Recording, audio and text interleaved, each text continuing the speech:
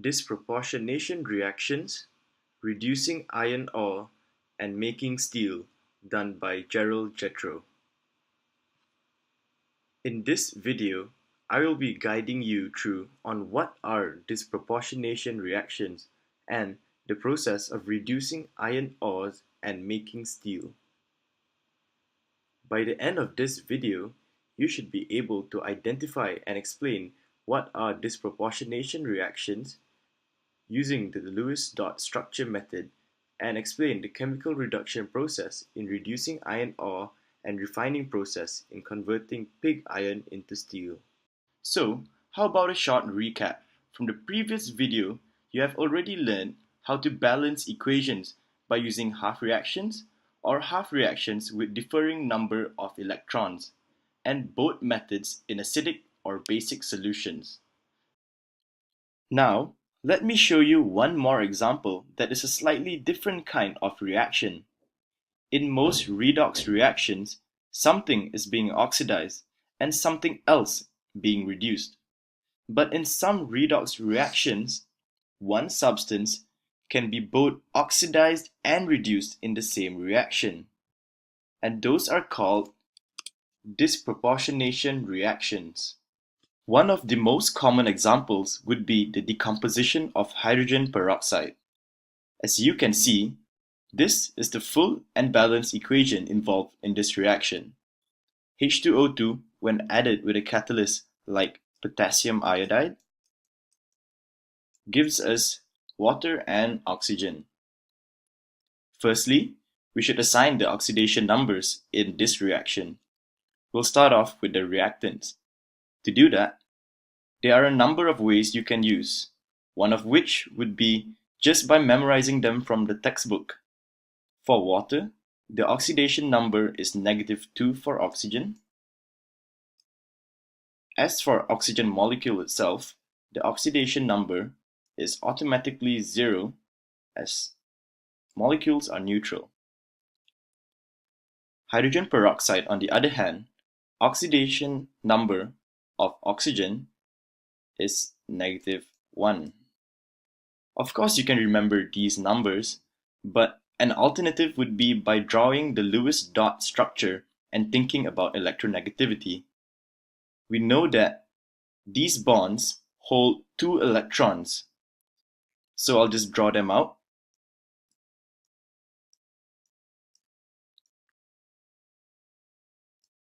As you know, oxygen is more electronegative than hydrogen, so these electrons should be going towards oxygen. Let me just draw that for you.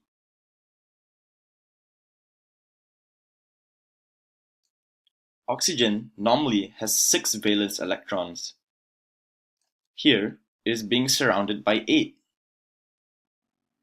So 6 minus 8 gives us -2. So thinking about electronegativity actually helps us understand it more. Let's head over to oxygen molecule. And once again, we draw out the electrons in each bond. 1, 2. In this case, we have oxygen bonded directly to oxygen.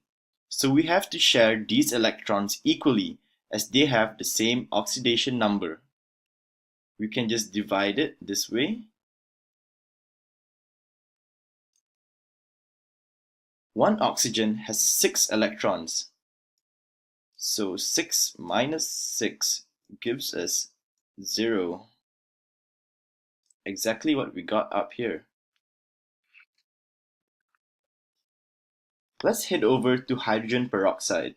Once again, draw these bonds.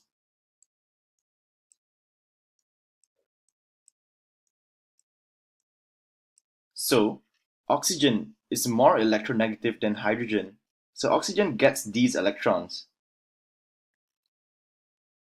It will look something like this. Knowing that oxygen has the same electronegativity as oxygen, these electrons in the middle would have to be shared equally. So it will look something like this. There. So this time we have 6 minus 7 giving us -1 for oxygen in hydrogen peroxide. The memorization way is of course faster, but the dot structure way can be useful. Now we have our oxidation states. As you can see, we have a situation where oxygen, which is on the left, has an oxidation state of -1. Let's say this oxygen atom turned into one of the O2 oxygen atoms. So it's going from an oxidative state of -1 to 0. And that is an increase in the oxidation state. Therefore, we know that oxygen is oxidized. Just look at the numbers, -1 to 0, which means it has lost an electron. Other than that, the oxygen earlier was also going to an oxidation state of -2 from water. And that alone is a decrease in oxidation number, going from -1 to -2. By theory, this is called reduction. And so you have a substance that is being both oxidized and reduced at the same time in the same reaction. Once again, that is called a disproportionation reaction. Reducing iron ore. The term reduction originally came from the treatment of ore to produce metal. Today, however, processing and purifying ore is widely known as smelting and refining. You may ask, how are these terms related or similar to one another? For this, we have to take a brief glimpse into the historical development of metal implements that would tie these concepts together. About 5,000 years ago, people were extracting crude copper from copper ore, probably malachite, to create copper artifacts. Copper ore had to be exposed to really high temperatures to extract the copper from the ore. For this reason, scientists speculate that people in that age of time used ovens in which clay pots were fired while the ores are placed inside. The copper ore placed in the pots would have melted and separated from the other substances in the ore. The copper produced would then be shaped into very effective utensils. Today, humans and technology advancement take a toll on purifying and processing ore. Iron ore is heated with a form of charcoal to extract the metallic iron. This process is known as smelting, and it involves a chemical reduction of the iron ions to iron atoms, with carbon as the reducing agent. This process takes place in several steps in a blast furnace. Firstly, a mixture called the charge, usually hematite, limestone, CaCO3, and coke, C, contains pulverized iron ore. Coke is prepared by heating coal in absence of oxygen to remove its impurities. The charge is poured from the top of the blast furnace. Blasts of hot air travel up through the particles as they fall. At the lowest point of the furnace, where oxygen from injected air is available, carbon in the form of coke burns, heating the air. By controlling the amount of air, burning of coke is made incomplete, producing carbon monoxide. Carbon monoxide acts as the reducing agent for the ore as it travels up the furnace. It reacts with compounds from the iron that are falling. A variety of reduction processes occur throughout the furnace. As you can see, complete reduction of hematite occurs in 3 steps.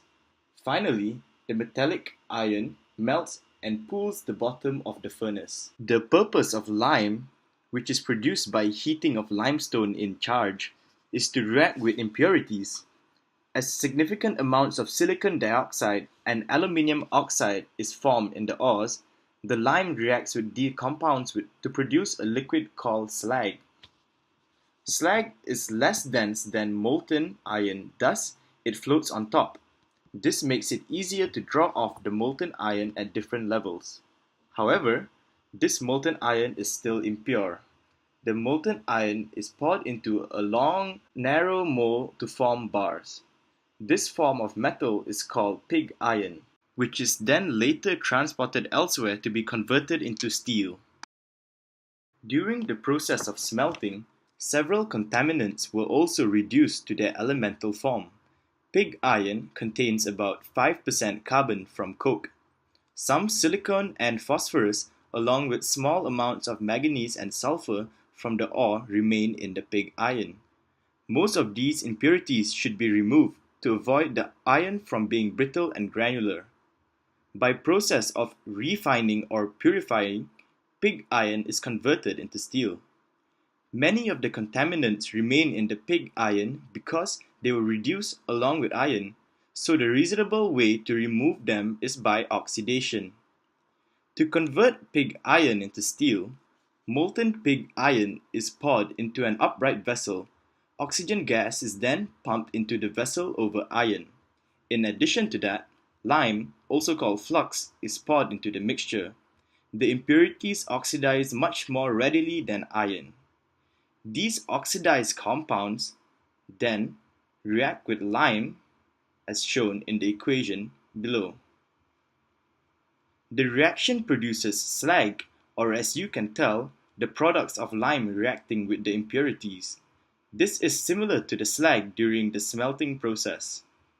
When the reaction is complete, the vessel is tilted on hinges and the slag is poured off the top, easily due to the difference in density, and refined steel is recovered. Unfortunately, steel does contain some carbon, 0.03% to 1.4%, but much less than pig iron. That's all I have for today. Thank you for watching.